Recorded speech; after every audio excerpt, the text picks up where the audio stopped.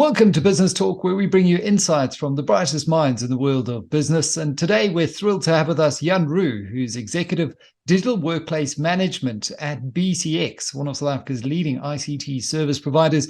Jan has been at the forefront of the tech industry in South Africa for over 2 decades, without giving too much away there on the greybeard, Jan, and has a wealth of experience in managing and leading big organizations. And today you're with us to share insights on digital workspace management. So welcome, Jan.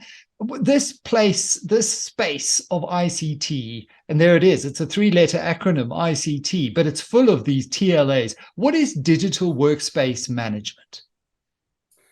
Yeah, so thanks, Michael. Appreciate it. Thanks for the time. So digital workspace management is something that sort of started growing in the last couple of years, and it really evolved from the traditional end user space. And because of the way technology has evolved, traditionally the end user space was a very simple environment to support. It was usually focused around the endpoint device.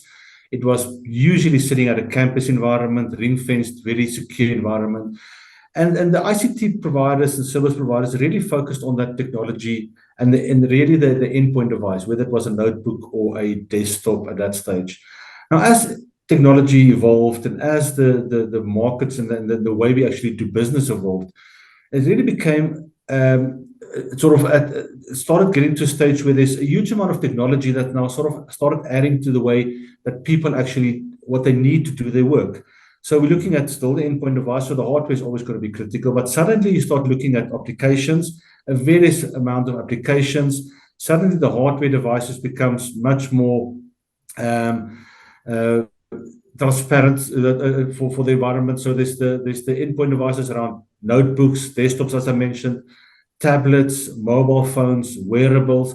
And you put all these hardware and software together, you start adding connectivity, which suddenly now is also a key thing that you need to look at because of people working from all different locations. And there's all these different tools that people use to do their work. And that's really is the digital workspace management. It's this whole ecosystem that employees currently have got access to be able to do their day-to-day tasks, which is much more complicated and much more involved in the traditional end-user computing side. And I think you've just touched on the fact that we have evolved from that traditional model of just servicing, the user at their point of work in that ecosystem, be it on the desktop or the laptop that they maybe bring into the office. COVID ushered in a complete revolution in the way we thought about our mobility, where we can work, how we can access different networks, if you're working at a coffee shop or you're working at home or you're working at the office. So how would you say, what characterizes the evolution of the digital workspace, and how has it changed the way that ICT service providers such as yourselves have now had to look at traditional end user support? Absolutely. And COVID definitely catapulted us and really made this something that sort of pulled it forward probably 5 or 6 or 10 years maybe. So as I mentioned, it was very simple. It was the environment was standard across the board. The applications were pretty much standard. Traditionally, the hardware was pretty much standard. So for the ICT service provider, it was an easy environment because also there wasn't a lot of changes. Suddenly, all these other changes came in. COVID helped us with that, and work from home or work from a coffee shop suddenly changed the environment completely. Now, one thing that definitely we can say is that moving from a simple environment that was very easy to support, it increased complexity. There's a whole range of new technical issues that you need to have a look at. So even as simple as the staff that you need to support, the locations, all these different layers that you need to be aware of now, all the way from the hardware, software to the connectivity. So it made it a much more complex environment. Over and above that, the end users, because of the way they work now, there's a much bigger drive for flexibility. They expect to have the same level of service, irrespective of whether he's using an application on his tablet or on his phone or on his notebook device. And he might be sitting at all different locations doing completely different work with different connectivity. And again, a whole range of flexible options that we need to take into consideration when we actually build this engagement model to support our clients.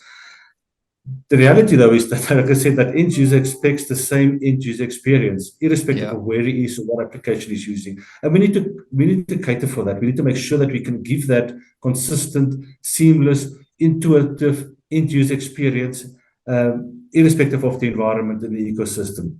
Sort of So that brings in something that's key. Sorry, Michael. Yeah, the proactive monitoring, and I think that's yeah. key thing is for us to make sure that we can't just run with this on in a traditional way where there's a very reactive type of what we have to be able to proactively monitor and know about these environments and have visibility of what we're actually supporting. Yeah, I mean, because when I hear you speak of all of this extra, all of these layers of complexity, I automatically think, well, because it's complex, we're not getting the most efficient use out of this new environment.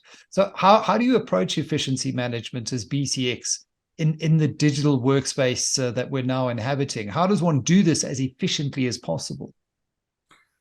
And that's a good question. And what we've realized in BCX is that you can't look at this as an afterthought or as something that it's just sort of over and above. We decided that it needs to be it needs to get the focus it deserved. The employees, and we'll touch on it a bit later, but the employees is definitely a key component when it comes to businesses at the moment. There's a huge skill shortage. So in BCX, we made sure that what we've done is build a dedicated business unit focusing on nothing but digital workspace or the end user support. And you know what? It all goes hand in hand with everything from the traditional tools that we might use, technology that we implemented, people dedicated to it. We've got an area called the Nerve Center, which is a 24/7 sort of command center that literally monitors and tracks and have visibility of every single endpoint that we support. We made sure that we can proactively detect if there's anything that might go wrong. But suddenly, it's not so easy to send someone out to go and fix something. You have to make sure that you almost preempt these issues, because we might be supporting someone sitting in a coffee shop in London, and it's very difficult to get someone out there. So this proactive monitoring, proactive management is a key component for us, and that's a big drive.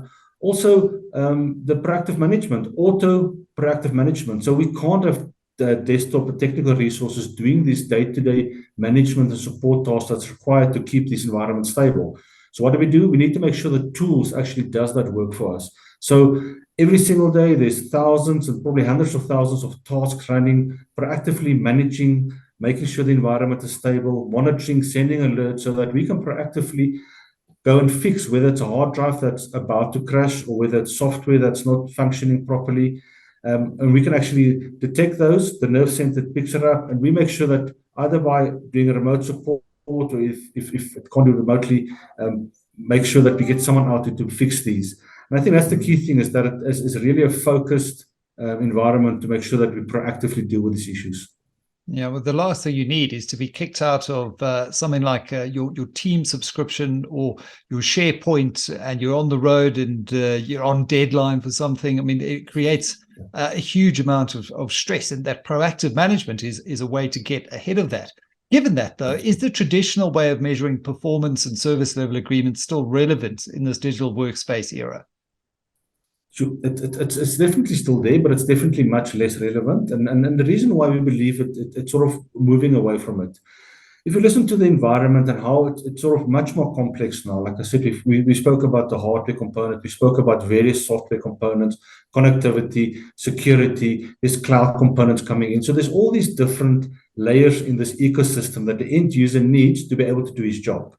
Now, traditionally, the normal things around response times and resolution times and uptimes doesn't really speak to that end user satisfaction anymore. So you might be able to fix something in a very quick space of time. You've got an SLA to repair something. But if all these different components of the digital workspace doesn't work properly, you actually got an end user that's not productive, it's not happy, it's actually not working well. So we believe in the BCX side is that moving away from the traditional SLA and moving more towards almost like an end user digital satisfaction score to say, listen, we're monitoring, we're managing every single component that impacts on the users or the end users' day-to-day tasks. We make sure that that end user is comfortable and is productive and is actually is allowed to do his work in a very productive way. And that sort of, I think, speaks much more to what we as a business wants to achieve. Because, like I said, we've got different, it's not everyone sitting at a campus environment anymore. You might be sitting at a coffee shop. And that's key to understand that everything might be perfect, but the connectivity for this person sitting at the coffee shop is not as good as it should be. That end user is not productive, and it's something that we need to be able to detect and need to do something about it. So definitely moving more towards measuring the performance or the satisfaction of the end users, and ultimately sort of driving that end user net promoter score of the employees in our clients, and trying to get that end user net promoter score up. And, what you've touched on, I think, is critical in a world where what we saw through COVID is some of those bonds that kept employees engaged at work, being at work and water cooler chat, started to break down because you're now working remotely, working at home. So you're not forming the kinds of relationships that you used to in the past. So when you add to that the fact that someone might be having less than a satisfactory experience when it comes to their IT and their end user, well, I think that becomes a driving force behind this wave of quiet quitting and everything else that we've seen. What do you see as the big benefits of just now driving this higher employee net promoter score in an environment like this? Yeah, very interesting, because I think for a long time it was very difficult to almost quantify the business benefit, especially for clients like, or companies like us who needs to what's the business benefit of having an end user support outsourced partner, for example? Because we really used to run around and fix issues reactively. With this whole drive towards a much more complex environment, but us driving and increasing the net promoter score, making sure that employees are much more productive, dealing with all these different areas that sort of builds on this ecosystem, we definitely see that there's a huge amount of benefit for the business. I think we will all agree that happy employees are definitely much more productive employees. Employee retention is key in a market or in a time where there's a skill shortage across the world in very specific areas. It's clear that companies are really driving and looking for those key individuals and making sure the employees are happy. Happy employees, like I said, productive employees, and we've seen it. We've seen it that not just on the productive and the productivity side, but even things as better innovation.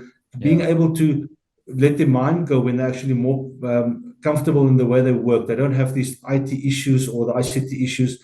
It really drives and brings business benefit to our clients. And ultimately, if you think about it, for BCX, what's very important is our clients' clients. I mean, that's ultimately what you want to help with, is making sure that we support our clients' clients. And ultimately, these happy employees of our clients, it will filter through and improve the customer satisfaction, not just for our clients, but also their clients' clients. And that's the big drive around the business benefit of these happier employees, because of this ecosystem being much more stable and much more conducive to actually deliver these services that they need to deliver. It speaks to a very shared value mindset where everyone in that value chain is actually benefiting from focusing on this specific area. Now, we're having this conversation at what seems to be something of an inflection point, a seminal moment globally. Everyone's talking about artificial intelligence. I think OpenAI and ChatGPT it's been there under the surface for a long time. They've mainstreamed it to some extent. So, where do you see the digital workplace environment going? Are we going to be seeing more AI and that kind of thing? And do you think the traditional ICT service providers are ready for this change? Sure. So, great question, and I think we literally just scratched. And I think, well, the reality is that over the past couple of years, one thing we will all agree on is that the end user space has changed significantly. Not just as far as applications is concerned, not just because of the way we do business, not just because of how COVID actually catapulted us into different areas of work, but also the actual technology that's available to us now. Now, the key thing is that if you look at where things are going, two main areas is obviously the end user expectation. COVID showed the end users that, listen, there's a certain amount of flexibility that's possible in the way you work. And also, what's important is that we as an ICT service provider needs to be able to cater for that. We can't be fixated around the campus environments. We can't be fixated around a very stable environment that doesn't change much. So that's the one side that where things are going. And I think it's going to become more and more relevant as things change. The mobile worker, the mobile workforce, as it's really something that we see changing on a daily basis. Much more flexibility, much more expectations around what I can use as a device. So whether I want to use my tablet, I want to use my wearable, I want to use my notebook, and I want to be able to do that in a very productive and very efficient way. So that's the one side. So the expectation from the end users, and we're driving that and making sure that we can cater for those. When it comes to the technology, I suppose it's going to be interesting to have this chat in a year's time or 2 years' time to say, listen, we sort of predicted where things are going, but I don't think anyone really knows. ChatGPT, absolutely crazy, and it's definitely something that we're going to have to consider. It's something that is literally just hitting the market, but I think it's going to explode. And we've seen it. Things like artificial intelligence, whether it's our clients using it to support their clients or to support their staff, one side, but whether it's us using it to support our clients, we can't ignore it anymore. It's something that we're going to have to take into consideration. It sort of brings it to things like machine learning, where if we don't consider things like machine learning, where you need to auto-heal, we can't be waiting for something to break and then start looking for the issue. Auto-healing is definitely something that's key. Automated routine tasks, where the maintenance and all these endpoint devices are not being done by end users or support staff anymore, but by technology. So suddenly, a lot of these mundane tasks that used to be very labor intensive and which actually created a huge amount of overhead in our support models, is going to be done by machines. It's going to be done by technology. It's going to be done by tools. And we as a ICT service provider is going to have to see how we build this model. How do we actually put together an engagement model that encompasses all these different areas of tools, technology, and areas to make sure that we give the most efficient support model to our clients, because otherwise, our competitors will definitely do it. Yeah, a fascinating time. And I think, predicting the future is extremely difficult in an environment like this. But I think you touched on the most important points there, is that we've got to lean into the technology and the way it's reshaping businesses, both as users of the technology, as tools, and how they redesign different value chains. Really is a fascinating time to be alive. Jan Roux, we're going to have to leave it there. Really enjoyed your insights here on Business Talk today. Take care. Thank you, Michael. Appreciate your time. Take care.